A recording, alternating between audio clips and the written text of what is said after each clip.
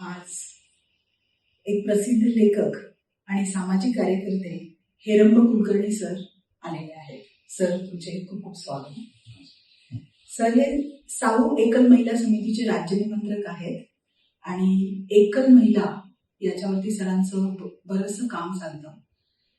बऱ्याचशा महिला जेव्हा एकट्या असतात तेव्हा आपण स्वावलंबी कसं व्हावं याचं त्यांना माहिती नसते आणि त्यावेळेला कोणाच्या तरी आधाराची गरज असते. आणि ही साऊ एकल महिला समितीचे जे काम आहे ते पूर्णपणे या महिलांना सबलीकरण करणं, स्वतःच्या पायावर उभं राहणं, रोजगार निर्मिती करणं, अशा विविध कौशल्य त्यांना विविध शिकण्यासाठी मदत करणं असं काम करते. या कार्याबद्दल अधिक माहिती आपण सरांकडून घेऊया. कोरोनापासून एकल महिलांच्या प्रश्नावर आम्ही काम करतो. एकल याचा अर्थ विधवा, घटस्फोटित, परित्यक्ता आणि ज्यांनी विवाह केला नाही अशा महिला, त्याच्यामध्ये शरीर विक्रय करणाऱ्या किंवा अशा अनेक प्रकारच्या महिला येऊ शकतात. तर त्या महिलांची संख्या महाराष्ट्रामध्ये 75 लाखापेक्षा जास्त असू शकते असे एक अंदाज आहे. आणि 2011च्या जनगणनेत ती संख्या 54 लाख होती. तर कोविडमध्ये महाराष्ट्रामध्ये मोठ्या प्रमाणावर मृत्यू झाले, म्हणजे देशात 4.5 लाख आणि महाराष्ट्रात 1.5 लाख मृत्यू झाले. तर त्या महिलांच्या पुनर्वसनासाठी आम्ही कामाला सुरुवात केली आणि त्यानंतर मग असं वाटलं की मग सर्वच एकल महिलांसाठी काम करावं. आणि म्हणून मग आम्ही सर्व विधवा, सर्व घटस्फोटित, सर्व परित्यक्ता अशा सर्व एकल महिलांसाठी काम सुरू केलं. तर राज्याच्या 28 जिल्ह्यातल्या 70 तालुक्यात आज आम्ही काम करत आहोत. आणि त्या महिलांना मग शासकीय कागदपत्र मिळवून देणं, त्यांच्या मुलांना शिष्यवृत्ती मिळवून देणं, रोजगारासाठी प्रयत्न करणं, त्यांचे पुनर्विवाह करणं, विधवा प्रथेच्या बाबत जागरूकता निर्माण करणं आणि त्यांना एक आधार देणं आणि शासन स्तरावर त्यासाठी काही धोरण तयार व्हावं यासाठी प्रयत्न करणं असं स्वरूप आहे.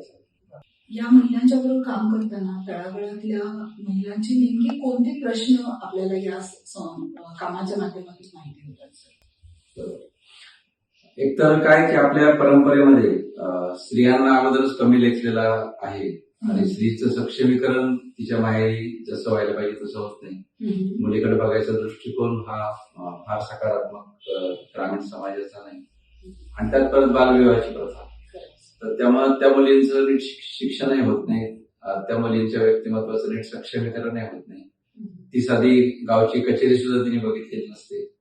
आणि अशा काळात जर तिचा पती निधन पावला तर तिला खूप मोठा प्रश्न निर्माण होतो. एक तर सासरची माहेरचे लोक तिला मदत करत नाहीत आणि मुलं असल्यामुळे पुनर्विवाहाला मर्यादा देतात, तिची मानसिकता नसते आणि कुठलंच कौशल्य हातात नसल्यामुळं स्वतःच्या पायावर उभं राहणं कठीण होतं. प्रॉपर्टीमध्ये सासरचे लोक वाटायला देत नाही, त्यामुळे शेतीमध्ये काही करता येत नाही. शिक्षणही जास्त नसतं, त्यामुळे आत्मविश्वास नसतो. त्यात पुन्हा गावामधल्या लोकांच्या नजरा या सहानुभूती देऊन जवळ सरकण्याच्या असतात. अशा स्थितीमध्ये त्या महिलेचं जगणंच मोठं अडचणीत सापडलेलं आहे असं लक्षात येतं. आणि म्हणून त्या महिलांचं शिक्षण वाढवणं आणि त्या महिलांना रोजगारातून सक्षमीकरण करणं आणि त्यांच्या मुलांना चांगलं शिक्षण घेऊन त्या परिस्थितीतून बाहेर काढणं हे मोठं आव्हान आम्हाला वाटतं. खरं सर, जेव्हा सगळंच कुटुंब करता पुरुष जेव्हा जातो आणि त्या स्त्रियांना इथे माहितीच नसते की समाजामध्ये, आणि मला वाटतं ग्रामीण भागामध्ये अजून असंही असेल की जोपर्यंत नवरा आहे तोपर्यंत सगळी कामं शासकीय बँकाची तो नवरा करतो. म्हणजे आम्ही त्या बाईला जेव्हा म्हणतो की ताई तुम्ही आता याच्यामध्ये तहसील कचेरीत जाऊन संजय गांधीचं प्रकरण द्या, तर त्यांना तहसील आणि पंचायत समितीचा फक्त सांगावं लागतो किंवा तहसील आणि पंचायत समितीचा फरक पण त्यांना कळत नाही. आणि हे कागदपत्र काढणं, म्हणजे रेशन कार्डचाच प्रश्न असतात तर ते 5-5 हजार रुपये द्यायला तयार होतात. म्हणजे त्यांना ज्या गोष्टी सहज मिळतात, उत्पन्नाचा दाखला, त्यासाठी सुद्धा त्यांना दलाल त्यांच्याकडून पैसे काढतात किंवा त्यांच्यामध्ये भीती खूप असते, कागदपत्र आपल्याकडे नाही किंवा काय कसं करायचं. म्हणजे साधी रस्ता ओलांडण्यात सुद्धा त्यांना भीती वाटते, तालुक्याच्या गावाला फारशा आलेली नसतात. आणि नवऱ्याने व्यवहार करण्याचा दुसरा तोटा असा असतो की नवऱ्यानं कुठं त्यांनी ते गुंतवणूक केली ते सांगितलेलं नसतं आणि त्याच्यावरची कर्ज असतात ते पण सांगितलेलं नसतं. म्हणजे बऱ्याचदा अनेक महिलांना लग्नानंतर ते कळतच नाही. त्याच्या मृत्यूनंतर जेव्हा लोक पैसे मागायला येतात तेव्हा पण त्यांना कळतं की आपल्या नवऱ्याने अशाशी कर्ज काढून. तुम्ही आता शासनाच्या योजनेचा उल्लेख केला सर, तर या एकल महिलांसाठी अशा शासनाच्या कोणत्या योजना आहेत की त्या एकल महिलांनी त्याचा लाभ घेणं गरजेचं आहे? दुर्दैवानं एकल महिलांसाठी शासनाच्या फार योजना नाहीत, किंबहुना अजून हा शासनाचा प्राधान्यक्रमच बनला नव्हता. पण आता अलीकडे मुख्यमंत्र्यांनी घोषित केलं की आम्ही लवकरच या महिलांसाठी धोरण जाहीर करतो आहोत. त्यामुळे सध्या फार योजना या महिलांसाठी नाही. म्हणजे फक्त काही डिपार्टमेंटच्या इंटरव्ह्यू मध्ये 10 मार्क त्यांना मिळतात. म्हणजे अंगणवाडी सारख्या किंवा आशा वर्कर किंवा याच्यामध्ये त्यांना 10 मार्क दिले जातात इंटरव्ह्यू मध्ये. हा एक भाग आहे. दुसरं, त्यांच्या मुलांसाठी बालसंगोपन नावाची एक शिष्यवृत्ती आहे. त्याच्यामध्ये 2250 रुपये त्या मुलांना मिळतात. ते चांगली शिष्यवृत्ती आहे. आणि संजय गांधी निराधारचं पेन्शन किंवा वृद्ध महिला असतील तर श्रावणबाळ योजनेचं पेन्शन, एवढेच फक्त योजना त्यांच्यासाठी आहेत. बाकी अजून बचत गटांनी त्यांना प्राधान्यक्रम देणं किंवा वेगवेगळ्या विभागांनी स्पेशली त्यांच्यासाठी डिझाईन केलेल्या योजना नाही. ज्या योजना आहेत त्या महिलांसाठीच्या योजना आहेत. तर आमची अशी मागणी आहे की त्या योजनांमध्ये या महिलांना प्राधान्यक्रम द्या, असं सरकारने करायला पाहिजे. तर या महिलांकडे असे कोणते कौशल्य असायला पाहिजे की जर एखाद्या, किंवा रादर मला असं विचारायचं की समाजामध्ये असणाऱ्या प्रत्येक महिलेकडे किमान कोणती कौशल्य असावी की ज्या कौशल्यामुळे भविष्यामध्ये कधी असा कुठलाही अपघात झाला तर त्या कौशल्यावरती ते स्वतः सर्वाइव्ह करू शकतील, उदरनिर्वाह करू शकतील. असे कोणते कौशल्य महिलांकडे असावे? एकतर मला असं वाटतं की पदवीधर झाल्याशिवाय त्यांनी लग्नच करू नये. म्हणजे किमान पदवीपर्यंतचं शिक्षण जर झालं त्यांना एक एक्सपोजर मिळतं चांगल्या प्रकारचं आणि त्यांना चांगली माहिती होते. आहे का? दुसरं, मला असं वाटतं की त्यांना संगणकाचं किंवा चांगला मोबाईल वापरता येणं, त्यानंतर चांगलं टेक्नॉसेविटी असल्या पाहिजे, असं एक मला वाटतं. तिसरं, किमान कायदे त्यांना माहित पाहिजे.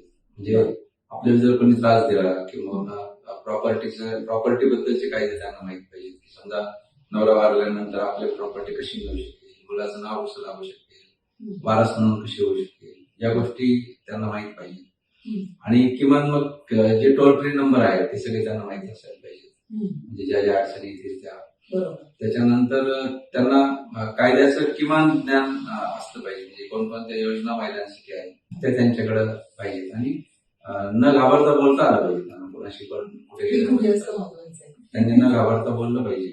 नंतर शासकीय कार्यालयामध्ये जाण्याचं एक कौशल्य त्यांच्यात असलं पाहिजे. तो एक सराव व्हायला पाहिजे की अधिकाऱ्यांना कसं भेटणं, अधिकारी जागेवर भेटल्यानंतर त्याचा फोन नंबर घेणं, त्यांना फोन करणं, किंवा एखादा पुरुष बाह्यासारखं बोलायला लागला तर त्याला रेकॉर्डिंग करून त्याला जाणीव करून देणं. तर या सगळ्या गोष्टी त्यांच्याकडे पाहायला पाहिजेत. आणि आपण एकल आहोत म्हणजे काही गुन्हा करतोय किंवा एकल आहोत म्हणजे आपल्यामध्ये काहीतरी कमी आहे हे त्यांनी काढून टाकलं पाहिजे. आणि मी तर आमच्या बायकांना म्हणतो तुम्ही ब्युटी पार्लरमध्ये गेलेली मला आवडते. एकल महिलेने ब्युटी पार्लरमध्ये जायला पाहिजे असं मी त्यांना म्हणतो. कारण आपल्याकडलं कशी पांढरी साडी घालायची, तिने गवळा राहायचं, चांगलं राहिल्यानंतर लोक म्हणणार की आता ही नवरा वारल्यानंतर अशी कशी राहते. माझं दुःख एक भाग झाला.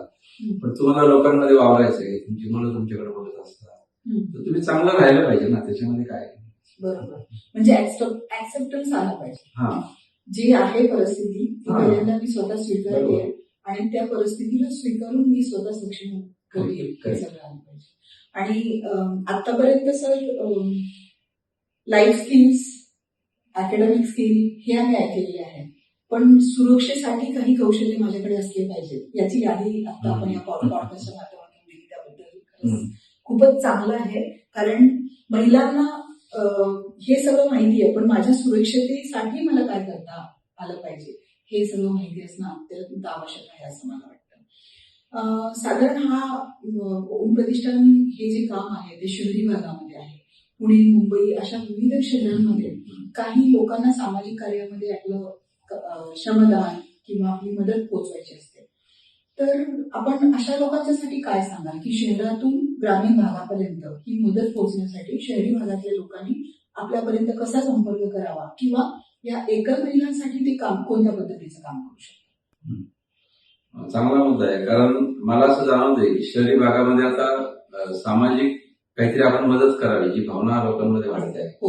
विशेषतः आयटी सेक्टर मधले जे लोक आहेत किंवा चांगलं उत्पन्न कमवणारे जे लोक आहेत तर त्यांना खरंच असं वाटतंय की आपल्या उत्पन्नाचा आपण थोडाफार वाटा या गरिबांसाठी दिला पाहिजे. पण त्यांना ते कसं पोहोचायचं हे त्यांच्यापर्यंत नीट पोहोचत नाही असं मला नेहमी वाटतं.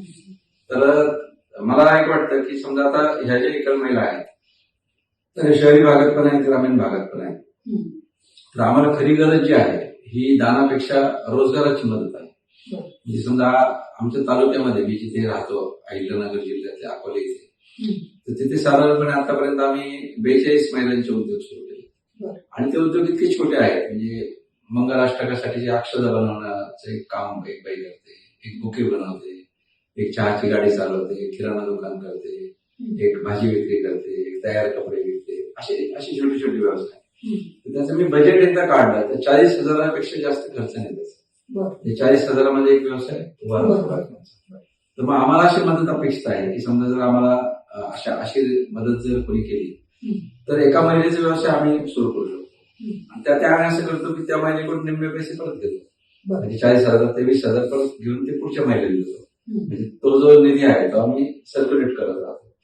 तर अशा एका मोठ्या निधीची आम्हाला गरज आहे. आणि त्या निधीसाठी जर लोकांनी ऐकतेप्रमाणे मदत दिली तर त्यातून महिलांचे रोजगार सुरू होऊ शकतील. आणि मला असं वाटतं की या महिलांचे जे रोजगार आहेत, रोजगार सुरू करणं हेच त्यांचं पुनर्वसन आहे. म्हणजे त्यांना असं कुठेतरी 1,000-1,500 रुपये देणं किंवा काहीतरी साड्या देणं, काही लोक साड्या पाठवतात ते पाठवतात, मला असं वाटतं की त्याची गरज नाहीये. त्यांना दयेपेक्षा स्वतःच्या पायावर उभं राहण्यासाठी तुम्ही काय करू शकता हा म्हणून आहे. किंवा दुसरी गोष्ट अशी की शहरी ग्रामीण भागामध्ये तुमच्याकडे काही व्यवसायाची संधी आहे, त्याच्यामध्ये तुम्ही एकल महिलेला संधी द्या. समजा एखादे डॉक्टर आहे, त्यांच्या हॉस्पिटलमध्ये त्यांना 4 महिला भरायचं, तर तुम्ही एकल महिलेला भरा. एखादं दुकान आहे, एखादा मॉल आहे, तिथे तुम्हाला भरायचं तर एकल महिलेला प्राधान्य द्या. तुम्ही आलेले 5 बायका तुम्ही एकल कोण आहे तिला प्राधान्य द्या. कारण जिला जास्त गरज आहे ती जास्त प्रामाणिकपणे काम करते. आणि हा एक भाग आहे. तिसऱ्या मुलांच्या शिक्षणासाठी एक मदतीची गरज आहे. म्हणजे आता तुम्ही तुमचं प्रतिष्ठान त्याच विषयावर काम करते, त्यामुळे मी काही वेळेला सांगण्याची आवश्यकता नाही. पण पहिलीपासून तर 12वीपर्यंत सुद्धा एक शैक्षणिक मदतीची गरज असते. समजा आता जून महिना उजाडला तर त्या मुलांकडे दप्तर सुद्धा नसतं बऱ्याचदा. म्हणजे चांगल्या क्वालिटीचं दप्तर नसतं, वह्या नसतात त्यांना, किंवा पायामध्ये बूट नसतात, किंवा शाळेचा एकच ड्रेस असतो, तो एकच ड्रेस ते धुवून परत परत घालतात. तर असं एका मुलाला 2,000-1,000 रुपयापर्यंतची मदत साधारणपणे लागते. तर तशी जरी मदत केली तरी पुढच्या जूनमध्ये आपण काही मुलांना अशी मदत करू शकतो. मागच्या 1600 मुलांना अशी मदत दिली होती, तर त्या मुलांना अशी मदत होऊ शकते. आणि शेवटचा मुद्दा असा की तुमच्याकडे जे स्किल आहे ते तुम्ही महिलांना शिकू शकता. तर अशा काही ऑनलाईन मीटिंग मध्ये सुद्धा ते तशा प्रकारचं समजा कोणाकडे प्रशिक्षण देण्याचं स्किल आहे तर आमची 70 तालुक्यापैकी त्या ठिकाणी जाऊन तुम्ही या महिलांना प्रशिक्षण देऊ शकता. नक्कीच सर. म्हणजे हा मुद्दा सरांचा खूप महत्वाचा वाटतो मला सुद्धा की एका वेळेला त्यांना साडी देणं, एका वेळेला जेवायला अन्न देणं, यापेक्षा ते अन्न, स्वतःचं वस्त्र, निवारा हे सगळं स्वतः उभं करण्यासाठी सक्षम करणं हे जास्त महत्वाचं आहे. आणि त्या सक्षमीकरणासाठी जर आपण त्यांना कुठले कौशल्य शिकवले तर नक्कीच ती स्वतः तर उभी राहील, बरोबर तिचं कुटुंब पण सगळं उभं राहील. हा मुद्दा खरंच खूप चांगला आहे. मुलांच्या शिक्षणाच्या अडचणी तुम्ही सांगितल्या सर आता. तर या मुलांच्या शिक्षणाच्या अडचणीसाठी सुद्धा काही शासकीय योजना आहेत का? मुलांच्या शिक्षणासाठी मी जे मागाशी म्हणालो की बाल संगोपन योजना ही चांगली योजना आहे. ती वयाच्या 18 वर्षापर्यंत आहे. या 18 वर्षापर्यंत 2 मुलांना 2,250 4,500 रुपये मिळू शकतात एकल महिलांच्या मुलांना. तर महाराष्ट्रात ही सर्वात चांगली योजना आहे असं माझं मत आहे. त्यानंतर एकल महिलांच्या मुलांच्या शिक्षणासाठी तशी वेगळी योजना म्हणजे जे मुलींना मोफत शिक्षण सरकारने आता केलंय, त्याचे तपशील एकदा समजून घेतले पाहिजे की नेमकं काय मोफत आहे. तर त्याच्यामध्ये त्या मुलींसाठीचं मोफत शिक्षण एवढ्या 2च योजना सध्या तरी मला दिसत आहेत. पण स्वतंत्र एकल महिलांच्या मुलांसाठी जशी SC, ST, MT बाकीच्या संवर्गांसाठी आहे, तसं एकल महिला हाच एक संवर्ग मानून त्यांच्या मुलांसाठी एखादी योजना बनली पाहिजे असं मला वाटतं. याचं कारण असं की आता शिक्षण मंत्र्यांनी दादाजी भुसे यांनी 1ली ते 12वी पर्यंत शिकणारी मुलं किती याची मोजणी आता केली तर 2,23,000 मुलं निघाली. आणि आपले पुण्याचे चंद्रकांत दादा पाटील यांनी आता उच्च शिक्षणामध्ये असं सुरू केलेलं आहे की उच्च शिक्षणात एकल महिलांची किती मुलं शिकतात याची माहिती त्यांनी आता मागवली. ती माहिती काही दिवसातच उपलब्ध होईल. म्हणजे आता शासनाकडे डेटा आहे 1लीपासून 5वीपर्यंतचा. तर त्याच्यासाठी स्वतंत्र शैक्षणिक योजना बनली पाहिजे असं मला वाटतं. मगाशी आपण महिलांच्या सबलीकरणासाठी काय करावं किंवा त्यांना स्वतंत्र बनवण्यासाठी काय करावं असा विषय. तसं आता या एकल महिलांच्या मुलांच्या शिक्षणासाठी समाजाने एकत्र येऊन काय करू शकतो? खरं तर तुम्ही जे काम करताय त्याच कामाचा गुणाकार व्हायला पाहिजे.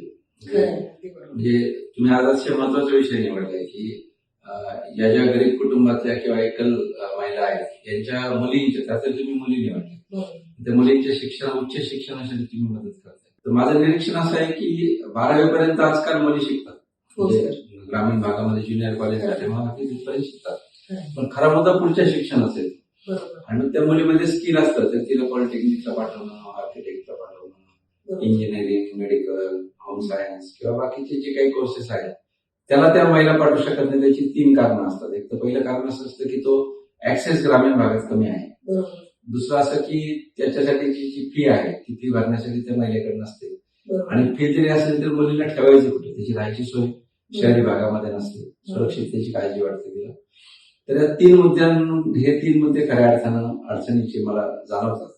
आणि म्हणून समाजाला जर काही करावंसं वाटत असेल तर पहिली गोष्ट अशी की या मुलींच्या शिक्षणाची ज्या ज्या संस्था दत्तक पालकत्व करतात त्यांना मदत केली पाहिजे किंवा त्यांच्या कुटुंबात अशा मुलींना शिकवलं पाहिजे. समजा तुमची मुलकरीण आहे, तुमचा ड्रायव्हर आहे, तुमचा माळी आहे, तुमच्या बिल्डिंग मधला समजा वॉचमन आहे, यांच्या मुलींच्या शिक्षणाला तुम्ही मदत करू शकता ना. त्यांच्या मुलांना शिक्षणासाठी मदत करू शकता. तुम्ही धार्मिक गोष्टीवर इतके पैसे खर्च करता, पर्यटनावर इतके पैसे खर्च करता, तर हाच खरा धर्म आहे ना. तर इथून पुढे अशा महिलांच्या मुलांना उच्च शिक्षणासाठी मदत करणं हे मला सर्वात मोठं चॅलेंज वाटतं. आणि त्यासाठी मला वाटतं की संवेदनशील मध्यम वर्गानं उद्योजकांनी पुढाकार घ्यायला पाहिजे. आणि तुमच्यासारख्या संस्था मग ज्या प्रकारे हे काम करतायत किंवा तुम्ही फक्त पैसे द्या, आम्ही ते योग्य ठिकाणी पोहोचवतो, तर अशांवर विश्वास दाखवण्याची गरज आहे. मला सांगा की समजा या 80 लाख महिला जर मी धरल्या तर त्याच्यामध्ये कमी वयाच्या महिला निम्म्या आहेत. समजा 40 लाख महिला निम्म्या आहेत. समजा प्रत्येक महिला, समजा आपण निम्म्याच महिलांना मोठी मुलं आहेत असं धरू, म्हणजे समजा 20 लाख मुलं आहेत. समजा तर 20 लाख मुलं हे 13 कोटीच्या महाराष्ट्राला शिकवणं एवढं अवघड आहे का? अजिबातच नाही. प्रत्येकाने जर मदत केली म्हणजे मला असं म्हणणं की जसं तुम्ही स्वतःच्या घरातलं मूल शिकवता, पूर्वी लोक त्यांच्या भावाचं खेड्यातलं मूल शिकायला आणायचे, ग्रामीण भागातल्या मुलांना शिक्षणाला मदत करायची. किंवा पुण्यामध्ये आज कितीतरी अशा संस्था आहेत की ज्या संस्था ग्रामीण भागातल्या मुलांना शिकवतायत. तर तोच विचार पुढे जाऊन या महाराष्ट्रातल्या ग्रामीण भागातल्या एकल महिलांची जी मुलं आहेत त्यांना शहरी भागातल्या लोकांनी शिक्षणाला मदत करणं हा मला अगदी खरं. म्हणजे प्रत्येक व्यक्तीने थोडीशी मदत या मुलींच्या शिक्षणासाठी केली तर मला असं वाटत नाहीये की फक्त शिक्षणामुळे कुठल्या तरी मुलीचं एखाद्या लहान वयात लग्न होईल आणि ती मुलगी स्वतःच्या पायावर उभी तेव्हाच राहील जेव्हा तिला तिचं उच्च शिक्षण मिळेल. 10वी-12वी पर्यंतचं शिक्षण त्या नगरपालिकेच्या शाळेमध्ये किंवा ग्रामीण भागामध्ये जिल्हा परिषदेच्या शाळांमध्ये शिकू शकतात. पण खरा प्रॉब्लेम येतो, खरी अडचण येते ती म्हणजे उच्च शिक्षणाची. त्यामुळे सर तुम्ही जे आता मुद्दा सांगत आहात तो खरंच खूपच योग्य आहे. आता जसं आपण मगाशी बोलताना म्हणालात की बालविवाह होतात म्हणजे याच्यामुळे की शिक्षणाला पैसेच नसतात आणि मग त्यांना पर्याय येतो की आपल्याकडे असणाऱ्या मुलीचं लग्न लावून देणं. तर आपलं मागच्याच वर्षी बालविवाह हे पुस्तक प्रसिद्ध झालेलं आहे.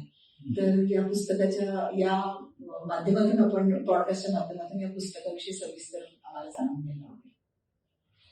माझी तशी वेगवेगळ्या विषयावर 12 पुस्तकं आहेत प्रसिद्ध शिक्षण किंवा पण अलीकडे शेवटचं आता जे पुस्तक आलं ते बालविवाहावर मी लिहिलं. मला हा विषय का महत्वाचा वाटतो तर तो अशासाठी महत्वाचा वाटतो की स्त्रियांचं जर सक्षमीकरण व्हायचं असेल तर किमान त्या 21 वर्षानंतर त्यांचं लग्न झालं पाहिजे असं मला वाटतं. आणि मग 21 वर्ष हे पदवीचं वय आहे. त्यामुळे स्वतःच्या पायावर कणखरपणे उभं राहून काही कौशल्य मिळून मगच बायकांची लग्न झाली पाहिजे. आज मला सांगा, हा जो एकल महिलांचा प्रश्न आहे, मला कशासाठी काम करावं लागतंय? जर सगळ्या एकल महिला जर चांगल्या पद्धतीने शिकल्या असत्या, त्यांना चांगल्या नोकऱ्या लागल्या असत्या आणि नंतर त्यांचा नवरा वारला असता तर आम्हाला काम करायची काय गरज होती?